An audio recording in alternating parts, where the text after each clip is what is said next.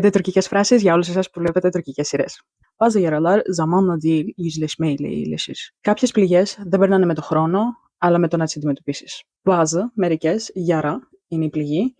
Zaman, ο χρόνος. Değil, δεν είναι. Yüzleşmek σημαίνει έρχομαι πρόσωπο με πρόσωπο με κάποιον. İyileşmek, γίνομαι καλύτερα. Ναι, yaşadığımı bir ben bilirim, bir de Allah. Το τι έζησα το ξέρω μόνο εγώ και ο Θεός. Ναι, τι.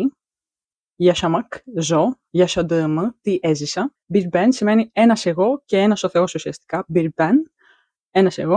Biliyorum, ξέρω. Bir de και ένας ο Allah, Θεός. Sana güvenmekle en büyük hatayı yaptım.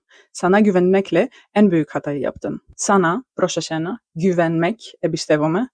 En büyük, το πιο μεγάλο, hata, λάθος, yaptım. Yapmak κάνω, yaptım έκανα. Με το να σε εμπιστευτώ, έκανα το μεγαλύτερό μου λάθος. Her şeyin bir bedeli var. Bazen de o bedel insanın kendisidir. Her şey, τα πάντα, bedel είναι το τίμημα.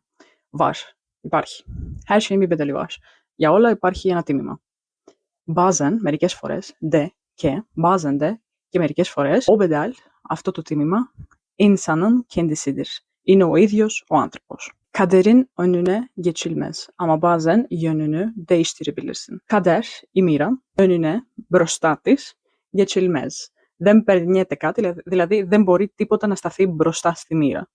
Αλλά, bazen, μερικές φορές, yön είναι η κατεύθυνση. Değiştirmek, αλλάζω εγώ κάτι, προκαλώ αλλαγή σε κάτι. Değiştirebilmek είναι μπορώ να αλλάξω εγώ κάτι. Τίποτα δεν μπορεί να σταθεί εντός παρένθεσης εμπόδιο μπροστά στη μοίρα, αλλά μερικές φορές μπορείς να αλλάξεις την κατεύθυνσή της. Ελπίζω να σας βοηθήσουν στην επόμενη σειρά που θα δείτε.